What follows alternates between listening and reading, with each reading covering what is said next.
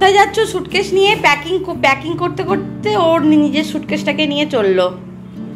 কোথায় যাচ্ছ? হ্যাঁ, কোথায়? তোমার ফ্লাইটের টাইম কটায়? দমদম এয়ারপোর্ট। দাদুভাই বলে দাও দমদম এয়ারপোর্ট যাচ্ছি। কোথায় যাচ্ছ? এয়ারপোর্ট।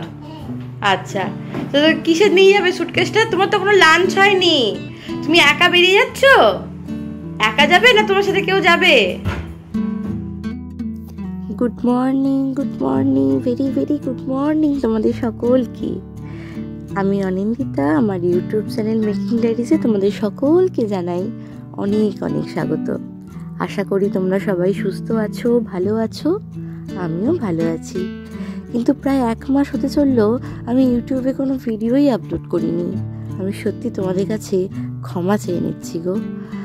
আমি লাস্ট ভিডিওতে বলেছিলাম যে আমি এমনই কিছু ব্যস্ত আছি যার জন্য আমার কোনো ভিডিওই আপলোড করা হচ্ছে না, বানানোই তো হচ্ছে না ভিডিও।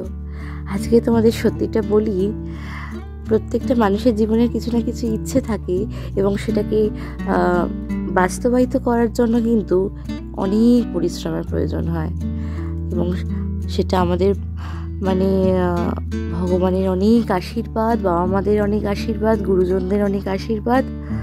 সব থেকে বড় কথা, সত্যি তা না হলে হয়তো আমরা পারতামই না। আমি আর অরিত্র আমরা একটা ছোট্ট নিজেদের মতো বাসস্থান কিনতে পেরেছি কলকাতা শহরের বুকে, এবং সেটার জন্য অনেক অনেক পরিশ্রম করতে হয়েছে সেটাকে বাস্তবে আনার জন্য। আমার এই পিংপংকে দেখে হাসি পেয়ে গেল। ওকে বাপি দারুণ ট্রেনিং দিয়েছে, বিস্কুট ওকে ছুঁড়ে দেওয়া হবে আর ও লাফিয়ে লাফিয়ে খাবে। যাই হোক, যেটা বলতে গেছিলাম, প্রথম আমাদের ভাবনা চিন্তাটা আসে হচ্ছে অরিত্রর অফিসের টাইমিংটা নিয়ে। কারণ ওর অফিস যে সময় শুরু এবং শেষ হচ্ছে, আর যেহেতু ওকে ডেলি প্যাসেঞ্জারি করতে হচ্ছে চুঁচুড়া থেকে, তো ট্রেনের টাইমিং, বাসের টাইমিংয়ের সাথে ওর অফিসের টাইমিংটা কোনোভাবেই একসাথে অ্যাডজাস্ট হচ্ছে না। আর সেই জন্যই প্রথম ভাবনা চিন্তাটা আসে মাথায়। তোমাদের সঙ্গে তো সব গল্প শেয়ার করবোই, কিন্তু এখন একটু ছোট্ট করে বলি। নিয়ে তারপরে আমরা নানা রকম অনলাইনে নানা রকম সাইট থেকে দেখতে শুরু করলাম। অনেক জায়গায় ভিজিটও করেছি, কিছু জায়গা আমাদের পছন্দ হয়নি, বেশিরভাগটাই পছন্দ হয়নি।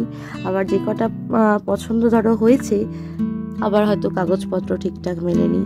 তো এই সব নানা রকম গেছে, অনেক ভালো মন্দ এক্সপিরিয়েন্স গেইন হয়েছে।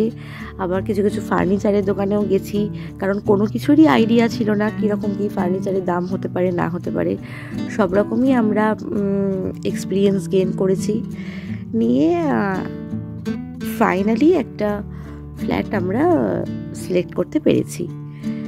যাই হোক, এই সব কিছু ভগবানের আশীর্বাদ, বাবা মাদের আশীর্বাদ, গুরুজনের আশীর্বাদ ছাড়া সত্যি কোনোভাবে হয়তো পসিবল হতো না।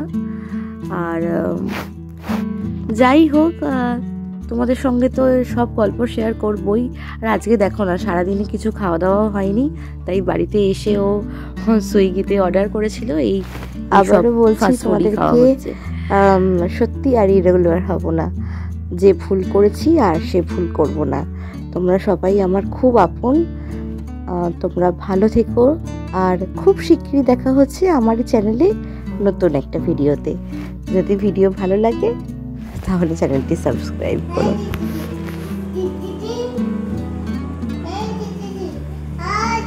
আর টিকটিকিটা যদি কামড়ে দেয়